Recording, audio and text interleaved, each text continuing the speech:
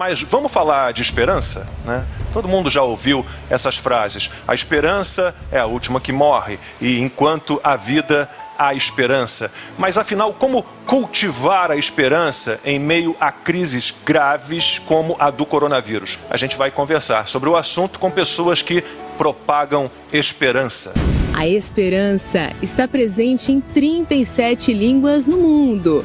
Mas isso não quer dizer que existem povos deserdados de esperança. Apenas dão outros nomes para essa confiança no futuro.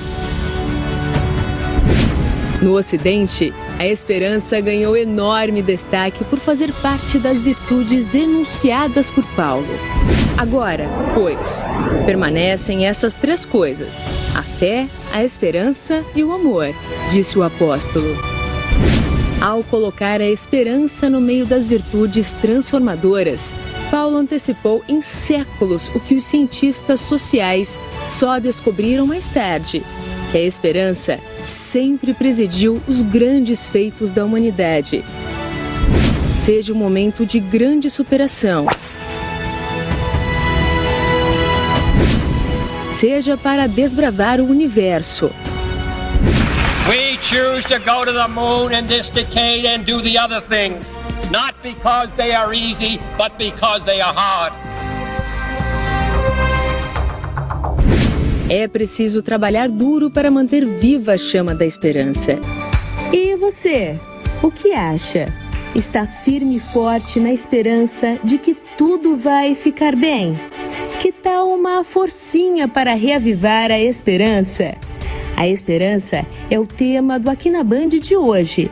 Vamos saber como a esperança pode fazer a diferença. Com o cantor gospel Leonardo Gonçalves, a especialista em desenvolvimento humano, Gaia Machado, o representante do Islã, Sheikh Mohammed Al-Bukai, e o representante do judaísmo, o rabino Sani Sonnenreich. É agora, com Luiz Ernesto Lacombe e Natália Batista.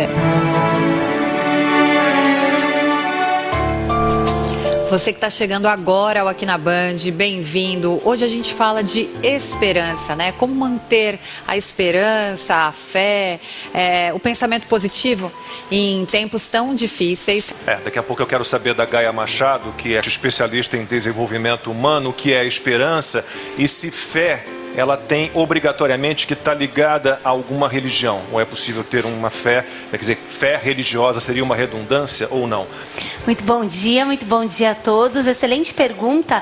É muito importante que nós tenhamos algo no que acreditar. A ciência tem um braço da psicologia que chama Ciência da Felicidade e do Bem-Estar Subjetivo. Olha só, existe uma ciência que nos ajuda a sermos mais felizes. Então, a despeito do que você acredita, é muito importante que você acredite em alguma coisa. E eu queria falar para vocês e para quem está em casa, que segundo a ciência existe uma fórmula para a felicidade. Os pesquisadores descobriram que 50% da nossa felicidade ela é genética, a gente tem alguma coisa dentro disso, e a gente costuma achar que quando uma coisa muito boa acontece, a gente vai ser feliz para sempre. E quando uma coisa muito ruim acontece, como esse momento que a gente está passando hoje, a gente nunca mais vai voltar a ser feliz. Só que segundo a ciência, a nossa felicidade com as coisas que nos acontecem é só 10%. Os outros 40% são escolhas e comportamentos. Nós podemos aumentar a nossa felicidade em até 40%. E a fé e a esperança são forças que ajudam a aumentar o nosso índice pessoal de felicidade, diminuir a ansiedade, depressão e fortalecer o nosso sistema imunológico. Qual é a diferença da fé para a esperança? São forças diferentes, elas fazem parte da mesma virtude. Segundo a psicologia positiva, existem 6 grandes virtudes que são universais. A despeito da religião, da origem, da etnia, são virtudes que são consideradas que nos levam a sermos pessoas melhores. E uma dessas virtudes é a transcendência. E a fé, ela faz parte também da transcendência. São formas diferentes de você acreditar. Você ter um significado, um propósito, você acreditar que existe algo maior que você, que te ajuda a passar pelas dificuldades. As duas têm relação com o otimismo. Elas têm total relação. O otimismo, ele é uma vertente da esperança. O otimismo, ele traz na prática ações que nos ajudam a colocar a esperança em funcionamento. A gente ouve muito falar também de pensamento positivo. Está relacionado a isso também? Está ligado ao otimismo, à fé? Totalmente. A atitude mental positiva, segundo a ciência, ela potencializa o nosso cérebro, até o VT de abertura da matéria falou, para funcionar num patamar mais elevado. Então nós liberamos neurotransmissores que ajudam a desempenhar melhor, a cuidar da nossa saúde melhor, evitar doenças e uma série de coisas. Então, você pode pensar, como é que eu vou ter uma atitude mental positiva nesse momento tão difícil? Talvez você não consiga ficar alegre, mas você pode, por exemplo, ter serenidade para lidar com as coisas que você não pode mudar. Eu acho que uma coisa prática que eu tenho feito bastante é que é muito fácil a gente se perder dentro do nosso próprio sofrimento, da nossa própria dor. Então, hoje eu digo que no mundo existem apenas 2 grupos de pessoas. Aqueles que não têm nada e aqueles que ainda têm alguma coisa. Então, nós que ainda temos alguma coisa, é nossa obrigação cívica, se não religiosa também, compartilhar o que ainda temos, né? E ao fazermos isso, a gente tira um pouco o foco da nossa própria necessidade, da nossa própria dor, e a gente foca na dor de quem está sofrendo mais que a gente, e ao a gente aliviar a dor do próximo, a gente também, isso aumenta a nossa esperança, porque a gente passa a se sentir útil, e a gente sai desse, como você falou, do ciclo vicioso, né, da autopiedade, de você ficar sofrendo e com pena de si mesmo, porque eu não consigo trabalhar, porque eu não vou conseguir pagar as contas, porque eu não vou conseguir fazer isso. Ajude alguém. É uma coisa prática, uma coisa simples que soa loucura, mas eu acho que tem, pra mim, pelo menos tem funcionado muito. Isso que o Leonardo falou é interessante porque isso foi testado e comprovado. E segundo a psicologia positiva, uma das coisas que eleva a nossa felicidade mais alto e que dura mais tempo é fazer o bem para o outro. E uma outra coisa que a gente pode fazer, a despeito de como nós estamos vivendo hoje, é agradecer. E eu acredito que todos que estão aqui concordem com isso. Existem diversos estudos falando sobre os benefícios da gratidão, inclusive dentro das disciplinas de ciência de felicidade das universidades de Harvard e Yale, tem um livro que adotaram, que tem em português para quem quiser ler, que chama Agradeça e Seja Feliz. Então, no final do dia, você fazer uma listinha de 5 coisas pelas quais você é grato no dia de hoje. Gaia, mas tá difícil, tá complicado, tô preocupado com as contas no final do mês, tudo bem, mas você tem algum motivo para agradecer? Tem um teto em cima da sua cabeça, tem comida na sua mesa, alguém que você ama tá com saúde, porque quando você se força a agradecer, o que você está fazendo segundo a neurociência? Você está configurando o seu cérebro para parar de olhar a dificuldade e começar a mapear as oportunidades. E aí você começa a ter uma sensação de bem-estar e isso te ajuda a ter mais esperança. Gaia, e como alimentar a esperança diariamente, em tempos de crise principalmente? Eu gosto de citar um caso, até estava falando aqui nos bastidores para vocês, do Viktor Frankl.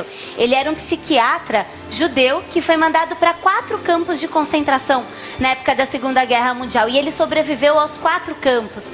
E lá, naquela situação desesperadora, ele percebeu que algumas pessoas morriam porque tinham problemas de saúde, problemas de desnutrição, e outras pessoas morriam porque desistiam de viver. Elas não tinham esperança. Mas aquelas que sobreviviam é porque elas tinham sentido um propósito maior do que elas mesmas, uma fé pela qual viver. E quando ele saiu de lá, ele criou a logoterapia, que é um braço da psicologia que ajuda as pessoas a encontrarem um sentido. Então eu quero deixar uma frase do Viktor Frankl. Ele dizia que quando nós não podemos mudar uma situação, nós somos desafiados a mudar a nós mesmos. A gente não tem como mudar, além da nossa prevenção individual, o que está acontecendo nesse momento de pandemia. Mas a gente pode escolher como a gente vai lidar com isso. E esperança é uma das estratégias poderosas para você conseguir preservar a sua saúde e ter força para enfrentar esse momento, claro, se cuidando e respeitando os cuidados necessários. Gaia, e aí? Fé e esperança, de que maneira se relacionam, né? São coisas diferentes? A fé é você acreditar em algo maior que você. Eu acredito em Deus, então eu acredito que existe algo maior que eu que me dá esperança. A esperança é uma perspectiva positiva para o futuro. Então, quando eu olho para o futuro, eu não imagino que vai ser algo aterrador, que é algo cheio de dificuldades. Eu consigo enxergar oportunidades. E por que é importante ter esperança? Porque quando você tem esperança, você consegue colocar energia nos seus objetivos e fazer com que eles se tornem realidade com mais facilidade. Você consegue melhorar a sua saúde, você consegue dominar suas emoções de uma forma mais positiva. Lao Tse dizia que uma jornada de 1000 quilômetros deve começar com o primeiro passo.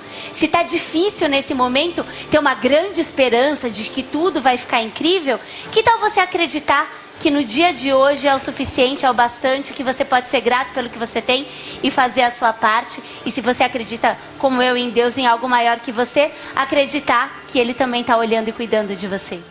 E vamos ver então o resultado das nossas enquetes em 3 redes sociais, aqui no nosso telão. No Instagram, a pandemia abalou a sua esperança? Opa, que resultado bom. Sim, 28% só, não 72%. Agora, Twitter, a pandemia abalou a sua esperança? A pergunta é a mesma? Não, 71,1%, mais ou menos o mesmo resultado. E no Facebook, 73% não. Que resultados parecidos. Equilibrados, bom. Curti. Bom, vamos à mensagem final então de cada um dos nossos convidados, começando pela Gaia, por favor, Gaia. Eu quero deixar um recado especial falando que talvez a gente não consiga ficar alegre e experimentar todas as facetas da felicidade nesse momento. Está desafiador, está difícil. Mas se você escolher olhar o que você tem de bom, agradecer, fazer aquela listinha no final do dia, você vai se ajudar a conseguir mapear as coisas boas, ajudar a sua saúde a se fortalecer, fortalecer a sua imunidade e alimentar essa esperança de que a perspectiva do futuro é positiva, porque com certeza a gente vai sair dessa. Serviços essenciais. Agradece muito a todos vocês. E eu queria, então, eu sou um apaixonado por poesia, eu gosto de escrever poesia, tenho 4 livros publicados, 3 de poemas, de sonetos, né, e passei um período muito complicado na minha vida quando morei em Florianópolis. Eu tinha um apartamento que tinha uma vista para a Bahia Norte, um pedacinho da Bahia, e tem a ver com esperança, então é um poema bem curtinho, não se preocupem, são poucos versos, e assim, é um pedaço de Bahia, vejo tranquilo pairando, o mar invadindo o dia, como se fosse inundando de imensidão e esperança aquilo que a vista alcança. Então é isso, a esperança está ao alcance dos olhos, a gente está sempre de olho nela e ela nos ajuda muito, né, Dalton?